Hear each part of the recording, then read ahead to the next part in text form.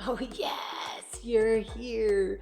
Let me get a little bit of this in me and then we'll talk.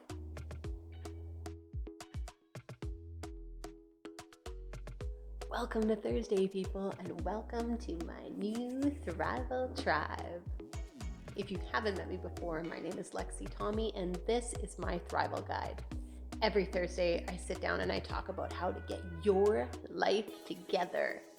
It's like a fun little channel on adulting, and I know you can handle that.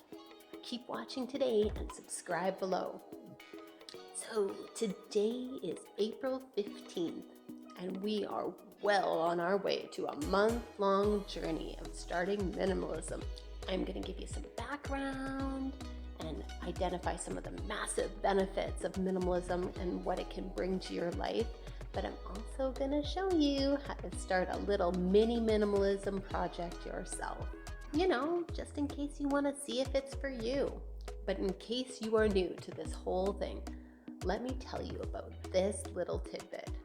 There was a study done by Brian Wanzik from Cornell University, done a few years ago in 2016, and published in the Environmental and Behavioral Journal.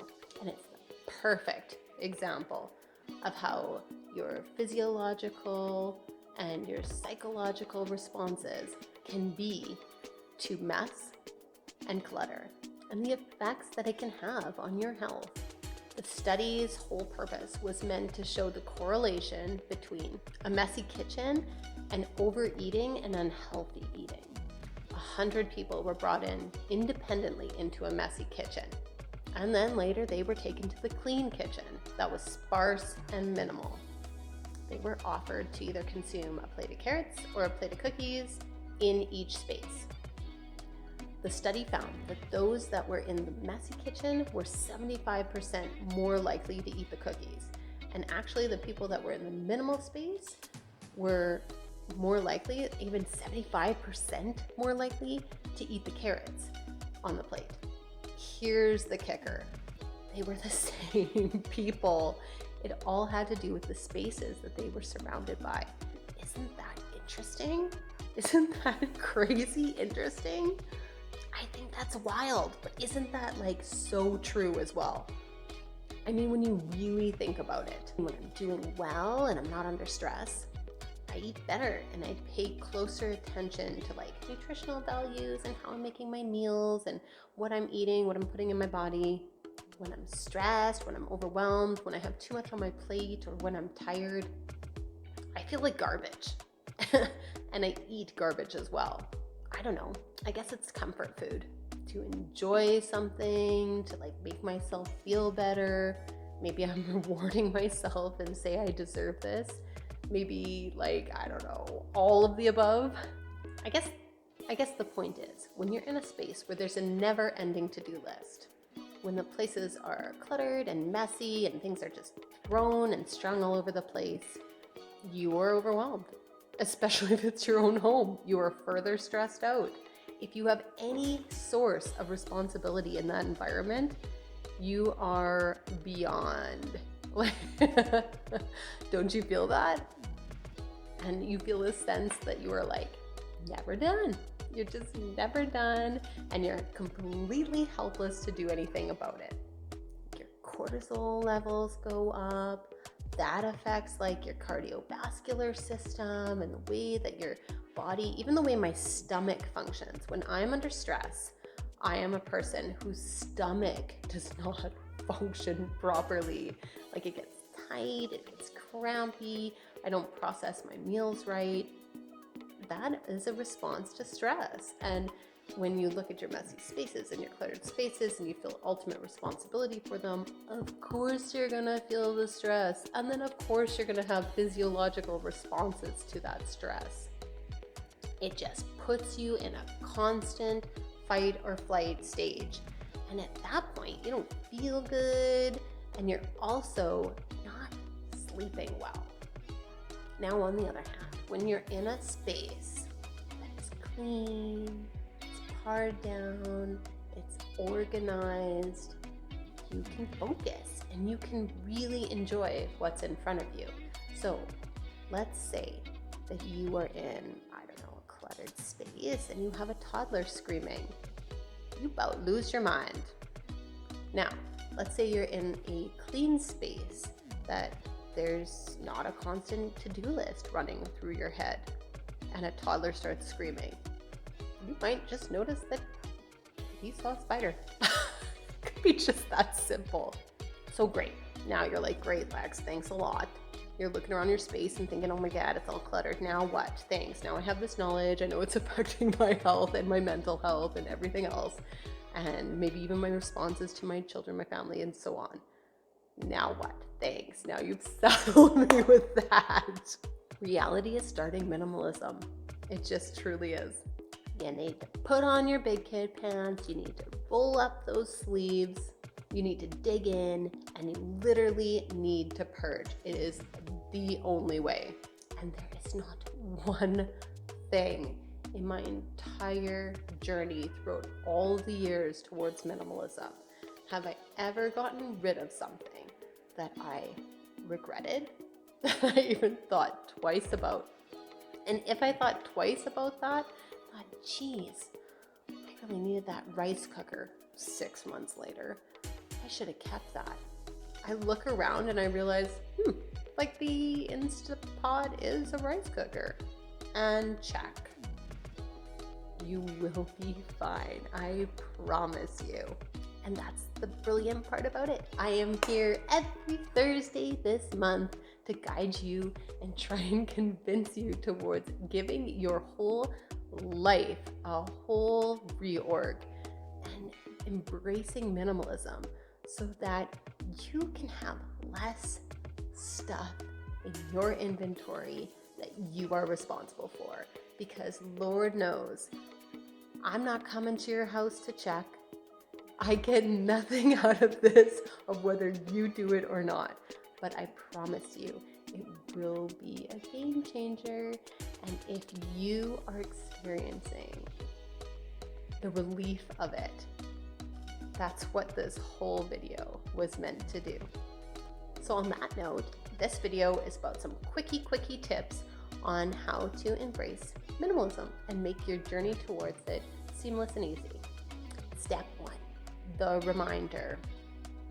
Create a message on a sticky note, something that you can post up and stick to the cabinet you're sorting, stick to the drawer that you're sorting, stick to the countertop that you're in the bathroom of that you're cleaning out. Stick it somewhere where you can see it. The message should clearly identify why you in particular are doing this, why you're minimizing your home. So for example, like mine would say, less cleaning, less to-dos, more time with kids, more time for me. And then you refer to the sticky note when you're holding the item thinking, should I keep this? Should I get rid of this? And you make them battle, right? This is what I want. Does this fit into this? Do I have to have this? Does this reach my goals? Because your reasons for engaging and trying minimalism are unique to you. They are totally up to you. As I've mentioned in past videos, you can take on this challenge for the whole month and just do 15 to 20 minute increments every day. So 15 minutes today, 15 minutes tomorrow. It's a small price to pay, but the rewards are gonna be big time. They're gonna be massive. So while you've got your timer set, I like to plug in my earphones. I like to listen to music. Who knows? You can listen to your favorite YouTuber. And by doing that, you may figure out, like I did, you might actually enjoy yourself. That might be the only time when people don't bug you. So have at her. Step 3 is simple. Remember, you are not cleaning right now. You are minimizing. Your whole purpose is to downsize, minimize, and make it easier for when you do clean. I, in particular, can get so easily distracted in a drawer. I can open up that drawer and I could start saying, oh, do I need this or do I need this? And then all of a sudden, I'm sorting it and organizing it. So I'm somebody who constantly needs reminders. So make sure that you take note of that as well. Step 4, one spot at a time. The brilliant part is this works perfectly along with the timer. So you are focusing in. You are not taking on every room. Dang girl, you only have 15 minutes. What are you trying to do? Don't take on the whole house. You are zoning in on one drawer at a time, one cupboard at a time, and so on. Step 5, create a large temporary sorting system. If you are committing to minimalism for the month, save yourself a ton of time and energy by grabbing giant totes, garbage bags, boxes, whatever you have. Label them donate, garbage, recycling, repurpose, and put away. And then you can move them outside the home when they are ready to go. Step 6, my favorite. Identify loved items. So I'll give you a quick little example.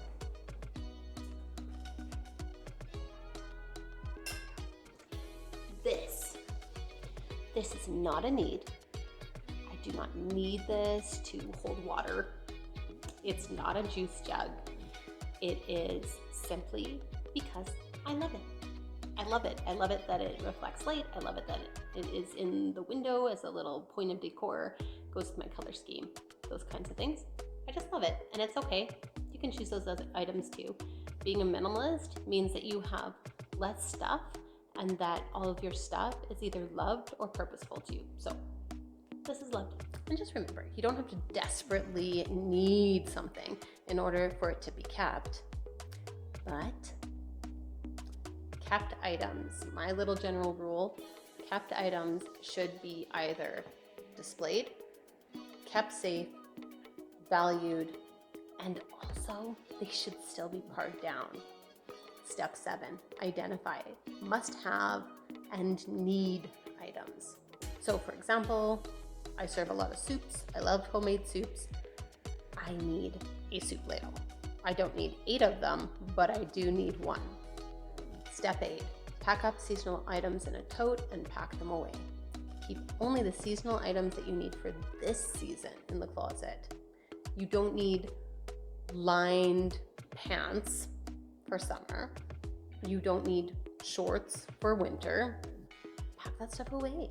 Minimize even in the collection you end up keeping.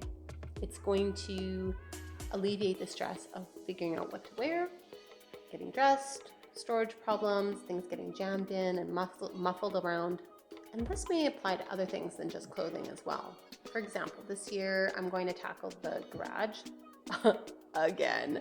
Of course, I'm going to purge those seasonal items, the things that the kids have grown out of, the things they no longer use.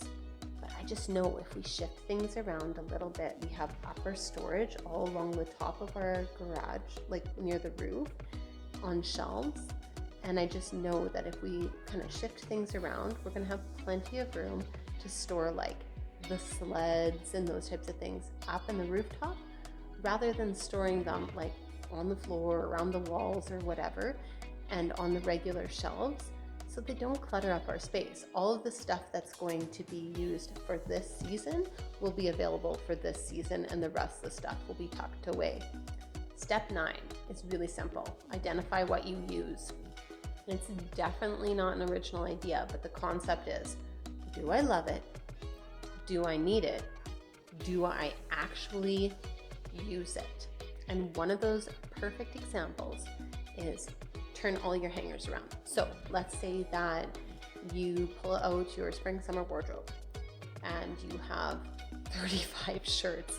Turn all 35 hangers, hang them all for one, so you see what you have. And then turn all 35 hangers backwards. And so when you reach for that item, you know, you like hang it back up when you're done like washing it and whatever, and then you hang it back up the right side on. Now, step 10 is the maybe box. Have a box labeled maybe. So pack up all items that you're asking yourself, like, oh, do I need this? Oh, do I need that? Put them all in a tote and put that tote in storage. Now label it for 6 months from now. Put a reminder in your phone for 6 months. That tote is still available should you need the spatula you put in there. That's okay, go grab it out, put it back in your regular thing. Anything though, when your timer goes off on your phone, anything that's left in that tote after 6 months is likely not to be needed. Now, Of course, there are some things that we only use once a year, so that's like Christmas decor, Easter decor, whatever. I personally have minimized that as well, but those are things that I still have and that we only use once a year, so those things will not pertain, but the other stuff may. Step 11, repurpose, recycle, and donate. Repurpose, recycle, and donate all of the items you don't need anymore. It really, really, really helps with financial guilt. So let's say that I am like upset with myself that I bought the extra spatula. Well, I can choose between the two, and I can choose to donate or give away to a friend the spatula that I'm not using so that they can have a spatula because maybe they needed a spatula. So I'll give you a perfect example. When we were redoing this kitchen, we had a dishwasher, and the dishwasher worked great, but we wanted our appliances to match. And so we didn't replace the fridge, we didn't replace the stove, but we did replace the dishwasher because we knew that it had a shelf life and we didn't want it to start leaking or something all over our kitchen. So we got rid of that dishwasher, and when I mean got rid of it, we sold it. But let's say that we had trashed it. Now, I like to keep things cycling through the universe, so that's fine. But let's say that we had trashed it. I literally had a girlfriend whose dishwasher just completely malfunctioned, died on them like a week later. So had we garbaged it, it would not have continued in the universe, even though there was 2 people who would have wanted it. And it really helps with like financial guilt. So I don't feel as bad buying a new dishwasher when we sold the old one. It's just kind of the cycle of how it went. It's what suited our needs at that moment. Step 12 is watch what you buy. Now you're gonna hate me for this, but there's lots of ways that you can watch what you buy. And for me, it had to be a full-on cleanse. I had to do something. So here's what I did. I needed to break my patterns of going to stores. I would go to stores, I'd say, just to look around. I know now that I can't do that because I would buy stuff. Even if I wasn't meaning to buy stuff, I would buy stuff. Even if it was little stuff, I would buy stuff. And 90% of the time, I would look back at the stuff that I bought and think, oh man, I didn't like it, but I'm guilty about buying it, right? I know lots of people who still have like tags and like the price tag stickers still on their stuff, and they've never used it, and they have never set it up, and they've never got their money's worth out of it. So for 3 months, try a detox. Try limiting yourself. Try breaking off the pattern completely of going to any store. Ooh, okay, don't freak out. Just try it. I promise you. Try only online shopping and buying your groceries off an app for 3 months. Now wait, before you have a bunch of opinions, just please hear me out. So many shop local spots are still available online. In fact, because of COVID, lots of them have had to adapt to be primarily online. But let's be honest, minimalism is not about being a consumer. We are talking about a very short period of time. 3 months can go by like that. You can still shop on Amazon, you can shop local at your local stores, but online. And creating a cart so that you can buy later rather than buying on impulse isn't a bad thing. It gives you time to think about it. And the groceries. Let's talk about groceries for just a quick second. I practice minimalism, I embrace it. It is definitely part of our life and our core values now. I have ordered groceries online for the last 5 years. It's still from a local grocery store that I would have shopped at anyway, but I have a legit membership there where my pickups are free, and I buy on that app every single week, and I have done that for the past 5 years. And if by chance I screw up, not even screw up, like I have to run out for eggs, or I have to run out for eggs and milk and cheese and coffee creamer, I almost always spend 3 times the amount of what I normally would have spent. It's crazy. So I guess it's like, I don't know, like an out of sight, out of mind mentality. I am a shopper, but I'm also striving for minimalism. So I can't go to shops. And I have found other healthier, lovely things to do with my time.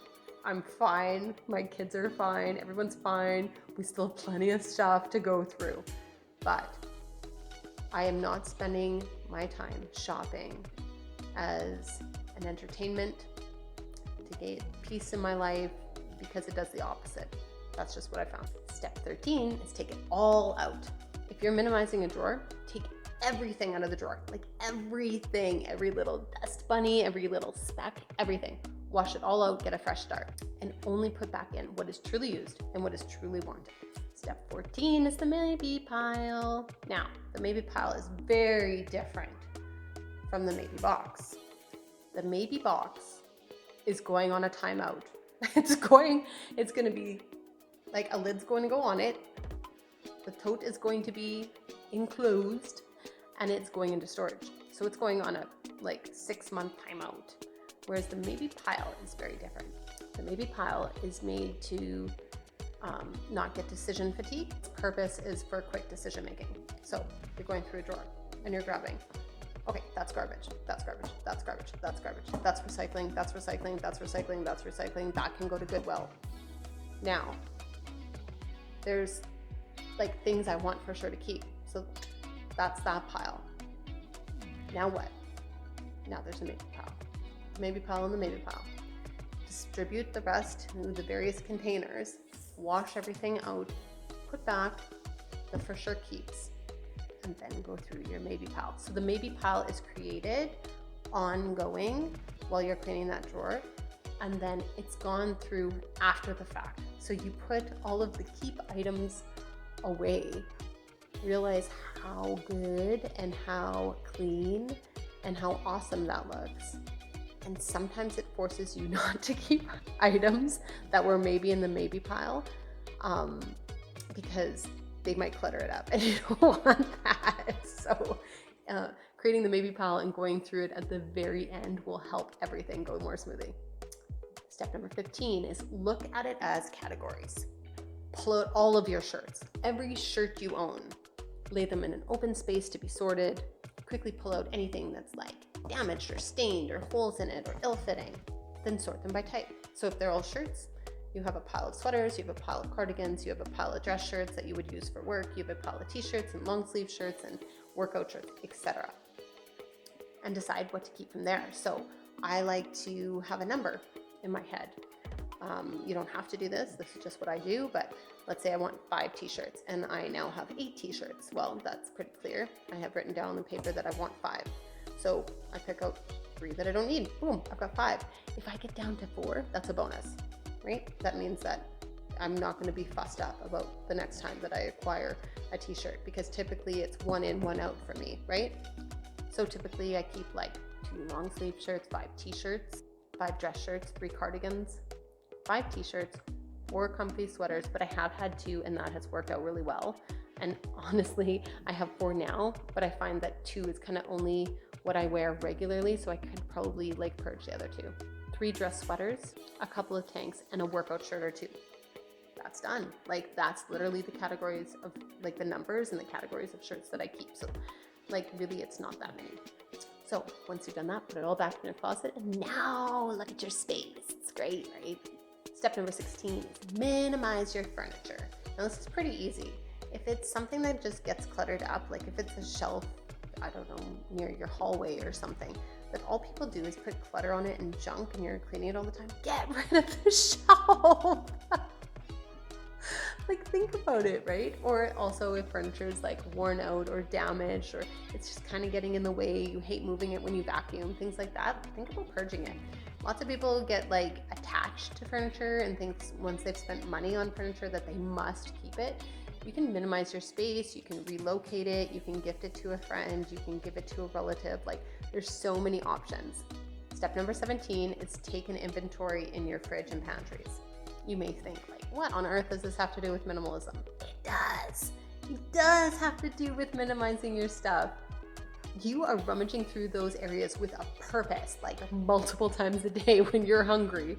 And when you clean the space, you are going to plan better, you're going to eat better, you're going to have less frustration finding things, cooking's going to go faster, and you will use up the stuff more effectively and less rotting of items in your fridge if you are organized. Do you have big dreams for those bell peppers? I know I did. But dang it, they took a wrong turn at the lettuce and they're on a whole bad path now. Start fresh. Write down what you need to use up for your next meal plan so that you actually use it. Take an inventory of what you have and use what you have first before buying anything else. You will have less waste, better value, and you will have a cleaner fridge and space for it. Step 18 is easily attainable goals. Minimalism is a journey. You are still going to purge and go through things like seasonally. Like you don't do minimalism once and then that's it, you're done. You go through it seasonally, and that's okay. So do not get disheartened. It's not a race. Your view of how many things you need and your view of space and your enjoyment of the space and the feelings of being able to like, oh, I have 10 items to take care of. And when I go down to 8, oh, that feels better. I have 8 items to take care of. Oh, I went down to 6 and oh, that feels better too. So you'll start feeling that and it will be a natural progress that will happen. So you see, you're going to love this. That natural progression is going to feel so good. It's going to be so motivating to keep going. Step 19 is get your real estate for free. I said it, totally. Get it for free. Every item that you remove from your home, it's an item that freed up this much space or this much space or this much space. And guess what? That space you got for free, dude. Maybe you thought you needed a bigger home and then you just got rid of 50% of your stuff and you got it. You're welcome. Step number 20, put things in perspective. Our first home was a 1950s 1,000 square foot bungalow. It was fine for us. Like we had a family of 3 there. I wouldn't say that we were overburdened with stuff, but I had 3 small bedrooms and 3 very small closets. And guess what? The couple who built it raised 5 kids there. The stuff that we accumulate, our current spending habits, they're all a product of our parents' overconsumption, overspending generation that produced our generation that was also overspending, but now entitled. Think about that and put it in perspective. I support you and I love the changes that you are considering making in your day-to-day life. And if no one has told you yet today, good for you. I am so proud of you.